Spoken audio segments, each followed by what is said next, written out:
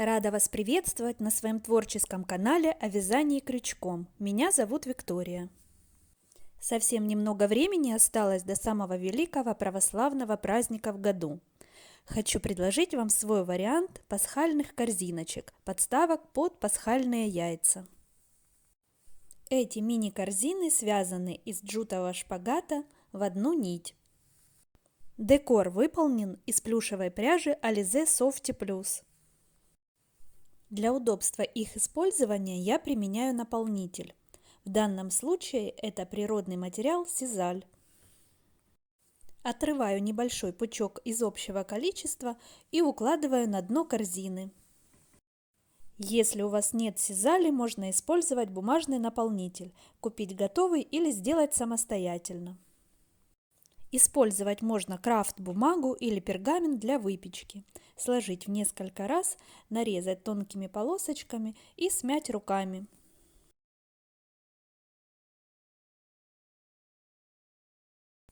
Итак, приступим к вязанию корзин. Нам понадобится двухниточный джутовый шпагат. Толщина нити 2 мм, плотность 1100 текс. Вязать будем в одну нить. Точного расхода сказать не могу, так как вязала из большой бобины, но на одну корзину понадобится около 30-40 метров. Вязать будем крючком номер 4. Для декора ушек и изготовления хвостика использовала плюшевую пряжу Alize Softy Plus. Можно использовать другую плюшевую пряжу или обойтись без нее. Перед началом вязания хочу объяснить некоторые моменты. Донышко в корзине образец связано следующим образом. Кольцо амигуруми и далее по спирали столбиками без накида связано еще 4 ряда. Корзина в мастер-классе будет немного меньшего размера. Сравнив, вы сами поймете, какую лучше вам связать. На данный момент я связала кольцо амигуруми и 3 ряда по спирали столбиками без накида. Диаметр донышка получается 6 см. В корзине образце диаметр донышка 7 см. В одном из мастер-классов я уже подробно показывала, как связать донышко для корзины узором столбики без накида по спирали. Данный мастер-класс называется «Корзина из джута крючком без использования каната». Ссылка на него появится в правом верхнем углу данного видео или в описании под видео. Вам необходимо перейти по ссылке и связать донышко нужного размера. Перематывать или искать нужный момент в видео нет необходимости. Зайдите в описание под данным видео или в прикрепленном комментарии, там есть тайм-коды. Нажмите на необходимое время, и видео начнет воспроизводиться именно с этого момента – вязание донышка. Единственное отличие в мастер-классе корзина связана в 2 нити, в данном случае мы вяжем аналогичным способом в одну нить. Напомню, для вязания используем крючок номер 4. Итак, переходим по ссылке, вяжем донышко и возвращаемся в данный мастер-класс для вязания стеночек корзины. Стеночки в данной корзине связаны также в одну нить. Узор называется плетенка. Данный узор использовала при вязании сумки-торбы. Ссылку на данный мастер-класс оставлю также в правом верхнем углу. В корзине образце я связала 6 рядов стеночек данным узором. В данном мастер-классе в корзине свяжу на 1 ряд меньше. Я не стала заморачиваться и замыкать вязание последнего ряда донышка, а продолжила вязать стеночки тоже по спирали. Считаю, в маленьких корзинах такой вариант допустим, и переход практически незаметен. Для вязания стеночек провяжем первый ряд за дальнюю стенку косички. Для этого вводим крючок в центр косички, захватываем нить и провязываем столбик без накида. Для удобства можно в месте перехода от донышка к стенкам поставить маркер.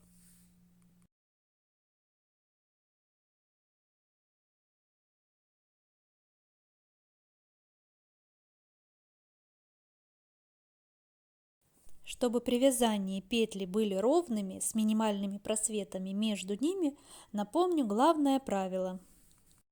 При захвате рабочей нити вытягиваем ее до уровня петли, находящейся на крючке, а после провязывания подтягиваем петлю на крючке.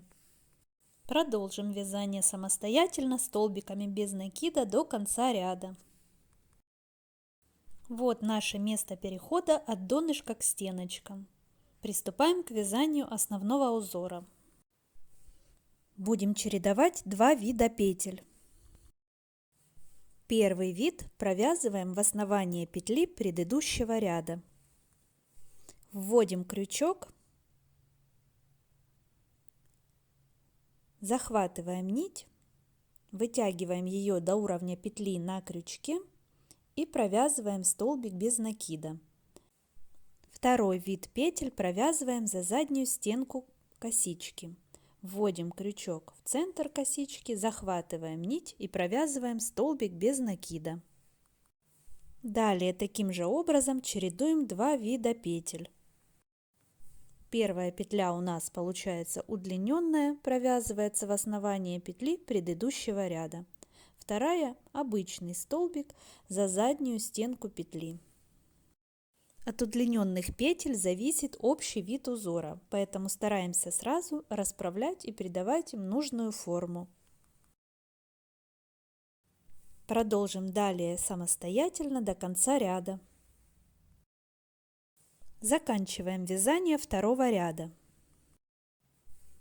Провязали удлиненную петлю за дальнюю стенку, снова вяжем удлиненную, предпоследняя петля ряда, и последняя за дальнюю стенку. Далее с третьего ряда узор должен располагаться в шахматном порядке. Над удлиненной петлей необходимо провязать за дальнюю стенку, над петлей за дальнюю стенку необходимо провязать удлиненную. Для того, чтобы далее узор располагался в нужном нам шахматном порядке и не было подряд двух петель, связанных за заднюю стенку, нам необходимо сделать прибавку в виде одной петли. Она заменит нам удлиненную петлю, и далее порядок петель будет не нарушен. Итак, считаем эту петлю за удлиненную и далее вяжем в шахматном порядке. Над удлиненной петлей вяжем столбик за дальнюю стенку.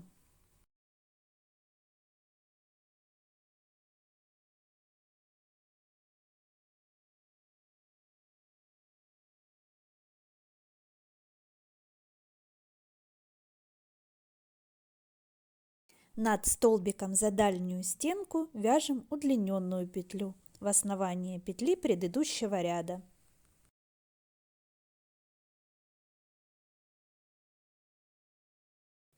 Далее таким же образом продолжаем вязать до нужной высоты стенок корзины.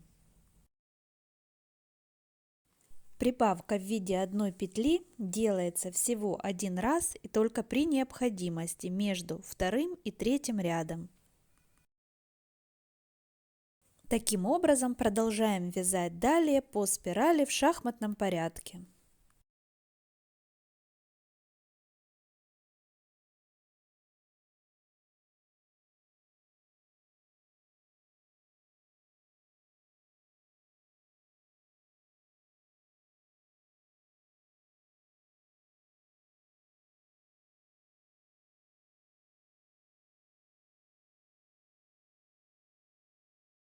После каждого ряда необходимо ставить корзину на ровную поверхность и придавать стеночкам нужную форму. В итоге я провязала 5 рядов основным узором. В корзине образце связано на один ряд больше. Находим место перехода от донышка к стенкам. Здесь мы и заканчиваем вязание последнего ряда. Это место лучшее для расположения хвостика зайчика. Таким образом скрывается данный переход.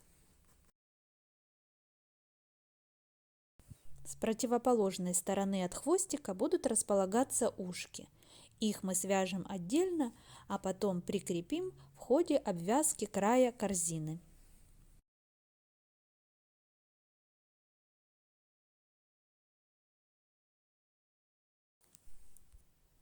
Я бы не советовала вам сейчас завершать вязание и обрезать нить, чтобы снова ее потом не крепить в ходе обвязки края корзины.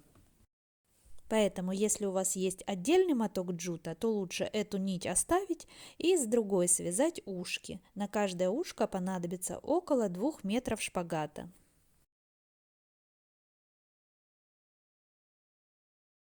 Приступаем к вязанию ушек.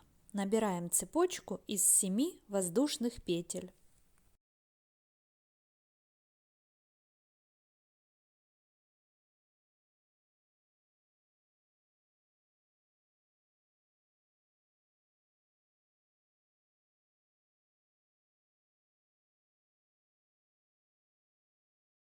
Пересчитаем количество.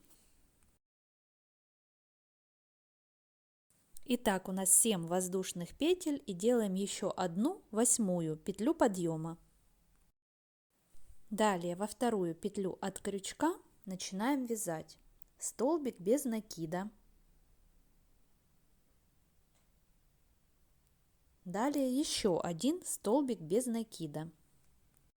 Далее вяжем полустолбик с накидом. Делаем накид, вводим крючок, захватываем нить и провязываем одним движением все петли на крючке. Повторяем те же действия, то есть провязываем еще один полустолбик с накидом. Далее необходимо провязать столбик с одним накидом. Делаем накид, вводим крючок, захватываем нить и двумя движениями провязываем петли на крючке. Повторяем те же действия, то есть вяжем еще один столбик с одним накидом. Таким образом мы провязали уже 6 петель, и в 7-ю петлю нам необходимо сделать разворот. Для этого вяжем в одну крайнюю петлю 6 столбиков с одним накидом.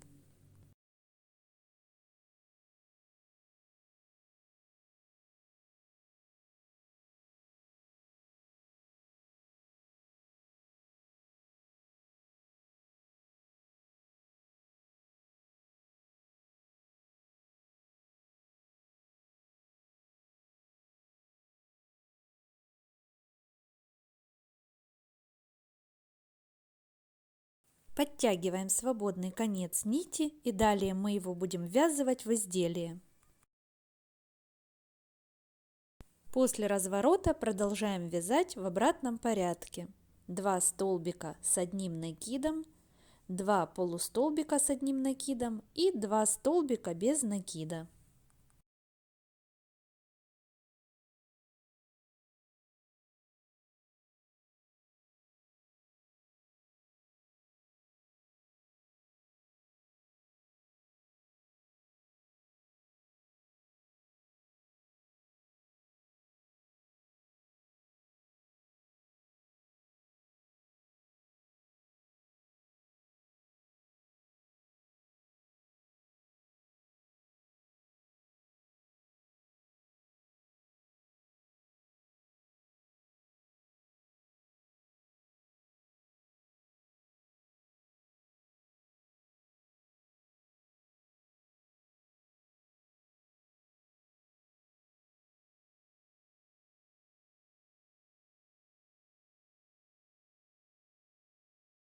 Ушко практически готово, придаем ему форму, вытягиваем нить из петли.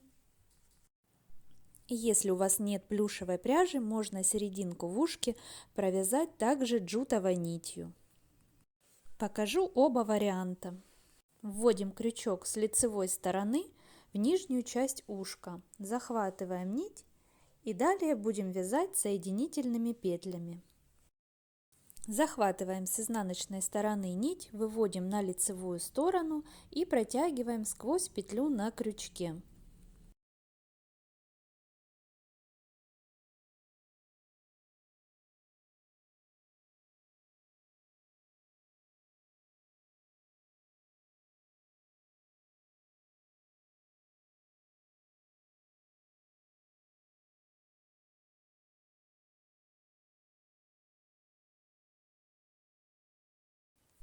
По окончанию вязания необходимо вывести нить на изнаночную сторону, закрепить ее и спрятать под петли по изнаночной стороне.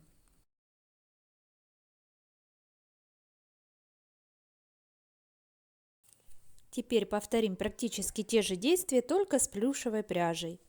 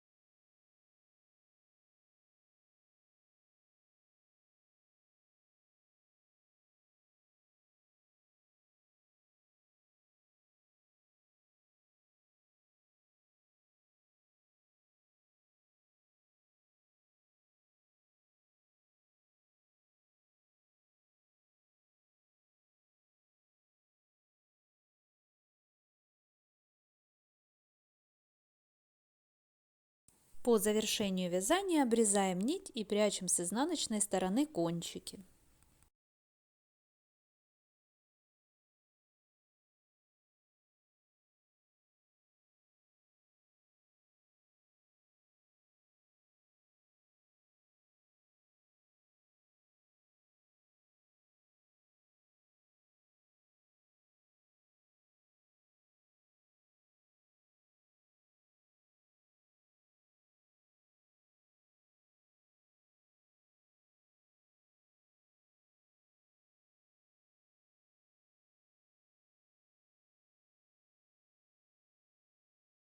Аналогичным способом я связала второе ушко. Как уже говорила ранее, в месте перехода от донышка к стенкам лучше располагать хвостик. С противоположной стороны будут находиться ушки.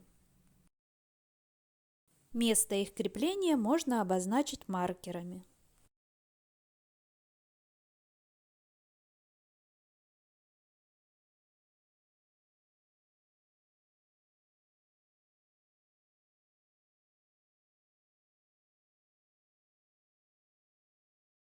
До этого места необходимо сделать обвязку верхнего края корзины.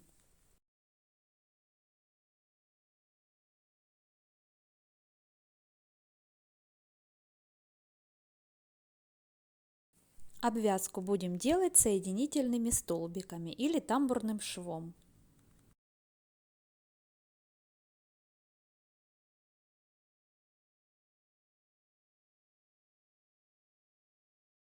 Для этого вводим крючок под обе стенки верхнего края косички.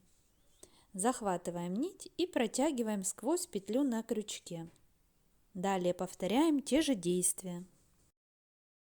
Стараемся петли провязывать одинаковой величины и проверять, не стягивают ли они верхний край корзины. Если край корзины немного стянулся, значит вы недостаточно вытягиваете петли.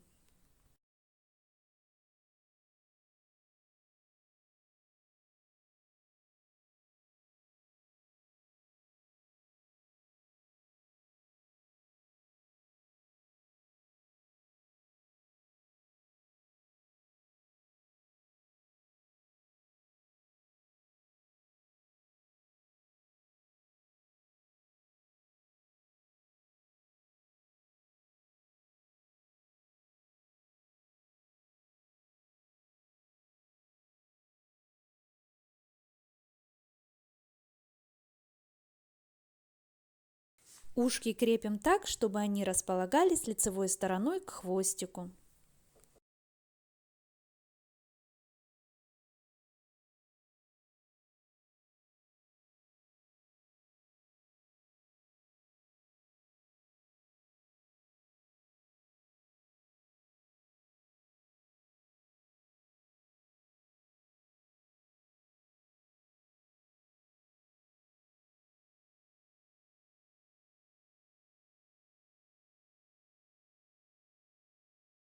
Вводим крючок сначала в нижний край ушка, затем в верхний край корзины, захватываем нить и протягиваем сквозь корзину и ушко. Затем протягиваем сквозь петлю на крючке. Повторяем те же действия до тех пор, пока не прикрепим ушко.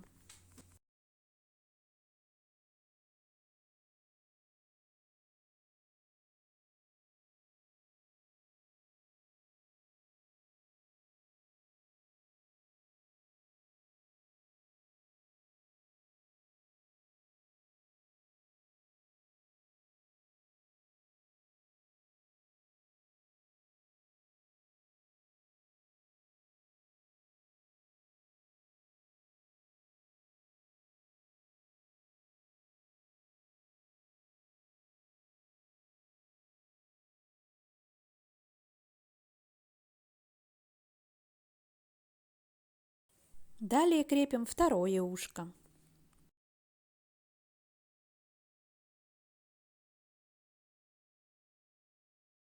Продолжаем далее выполнять обвязку края.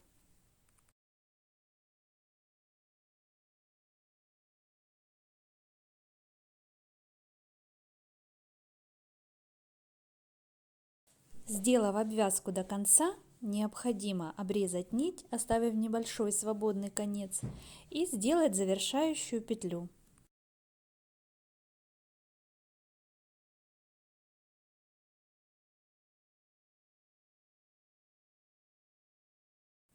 Для этого пропускаем первую петлю начала обвязки, во вторую вводим крючок, захватываем рабочую нить, протягиваем сквозь петлю и возвращаем нить в то место, откуда вышла она из петли.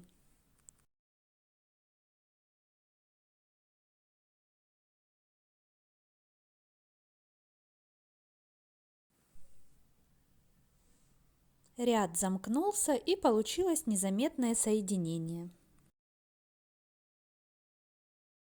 Необходимо сделать узелок, закрепив нить с изнаночной стороны корзины, и спрятать кончик под петли по изнаночной стороне.